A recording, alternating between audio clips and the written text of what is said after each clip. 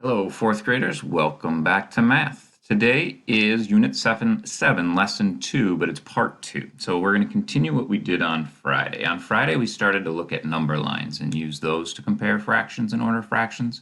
And today, we're going to use benchmarks on number lines to also order and compare fractions. And so you will need your workbook again today. You'll need a pencil, and you might need some scratch paper as well. You probably will want some. So let's just think about this. How many students are in your class? Okay, so think about how many are in your homeroom class. Well, everybody has 23 or 24 students in their class. And so we have about 25 students, right? We're closer to 25 than we are to 0 or 50. And so benchmarks are just used as what we call reference numbers, and they're used to compare, okay? And so we want to think of the idea about how many, right? Just like we did with estimation. How many students go to Lincoln Center total? Okay, well, we have about 900 students, so we're close to 1,000 students in our building when we're all there. If you think about just fourth graders, right? Fourth graders, we have about 150. So 150 would be closest to 100 students. And so we're using these ideas of round numbers, numbers that are easy to work with, but now we also want to apply that to fractions. And so I want you to think about, how many hours did you read yesterday? Well, if I think about this myself, my daughter and I, we read for about 20 minutes yesterday. And so we read close to 1/2 hour yesterday. And so we want to think in terms of benchmarks for fractions.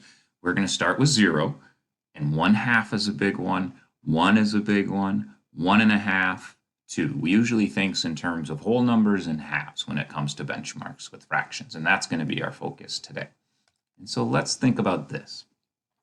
How can we use this number line to decide if 1/8 is closer to 0, closer to 1/2, or closer to 1? And some of you look at that right away and you know, oh, I know what 1/8 is closer to, but let's prove it on the number line. Okay, so my number line goes from 0 to 1. So if I'm thinking in terms of eighths, I know that I have to have 8 equal parts on this number line. So let's divide this number line into 8 parts. So I need 4 equal parts between 0 and 1/2. Let's get these as accurate as I can. And then I need 4 more equal parts between 1/2 and 1/2. Okay. Oh, some of these are a little off, quite a bit off. But let's try and fix it. So do it as accurately as you can. I know they're not going to be perfect. I mean, look at mine. All right. So if I'm thinking about 1/8, I know that 1/8 is going to go over here. It's only one of my groups of 8 equal parts. And so in this case, 1/8 is closer to 0. In fact, it's only one piece away from 0, and there's 8 total pieces. Okay. Let's think of that same idea about 5/6. Is it closer to 0, 1/2, or 1/2? Well, some of you might think, well, 5/6, well, that's only one piece away from the whole, right? So hopefully you look at it right away and you think, well, it's definitely somewhere in between 1/2 and 1. But let's prove exactly where it is and see which benchmark it's closer to. So I know I need 6 equal parts on this number line from 0 to 1. So I need 3 equal parts between 0 and 1/2, and then 3 more equal parts between 1/2 and 1/2. So now I have 6 equal parts on my number line. Well, I need 5 of those, okay? So in this case, I know 1/2 is going to get me to 3/6. So 3/6 is right here. And then 4, and now over to 5/6. So I'm going to write this one underneath. So 5/6 is there on my number line. Well, I can see that that's closest to 1. So in this case, the benchmark for 5/6 is closest to is 1/2. Now, what I'd like you to do is you're going to open up to page 337. And on 337, you're going to use this idea of benchmarks that we talked about. And to start with, for the first 3, you're only going to compare it to 0 and 1. Okay? You're not worried about 1/2 right now, even though it is on your number line. Right? And so you need to figure out, is 1/4 closer to 0 or 1 whole? Is 3/4 closer to 0 or 1 whole? And 7/8 closer to 0 and 1 whole? So this might be where you want to use some scratch paper. They do give you a number line, but if you don't want to keep erasing your work on the number line, go ahead and just draw a quick number line in your notebook page or on your scratch paper. Okay, so for that one, you're just comparing to 0 and 1. For the next 3, it says write greater than or less than to make each statement true. Well, use what you know about number lines and benchmarks, including 1/2 now. And so for 5/8 and 11/12, think about which one is close to 0, 1/2, or 1 whole. And so let's even do 17 together. Well, 5/8, I know 5/8 is going to be about 1/2 because 4/8 is 1/2. So 5/8 is only one piece more. Well, 11/12 is almost 1 whole. It's only 1/12 away from the whole. So using that idea, I know that 11/12 is going to be greater than 5/8 because it's almost 1 compared to about 1/2. Okay, use the same idea for 18 and 19. And then 20 and 21. One of those, there it gives you 3 fractions and it wants you to order them from least to greatest. Use what you know, right? One of them is close to 0, one of them is close to 1/2, and one of them is close to 1 whole, And then use that to figure out the order of the 3 from smallest to largest. And then your buddy, the puzzled penguin, is back. Go ahead and read what the puzzled penguin problem is and try and write your response. Remember, you can explain it with work. That is totally fine. Okay? We'll go ahead and pause the video now and go ahead and work on this page, finish it up, and then we'll resume it as soon as you're finished on the next page. We have one more page to do after this, and then we'll put the answers up and we'll talk about them at the end. Okay, go ahead and pause the video now and begin to work. All right, turn the page, please. Let's go on to the last part of lesson 2. We're going to continue to use benchmarks, but we're going to apply it to cooking. Okay, and I know many of you are bakers out there, so you probably have a head start on this with us. But what we're going to do is we are now also going to include benchmarks that are greater than 1. All right, so at the beginning of the lesson, we talked a little bit about 1/2, and now we're also going to include 2 whole. And so our benchmarks are going to be 1/2, 1 1/2, and 2.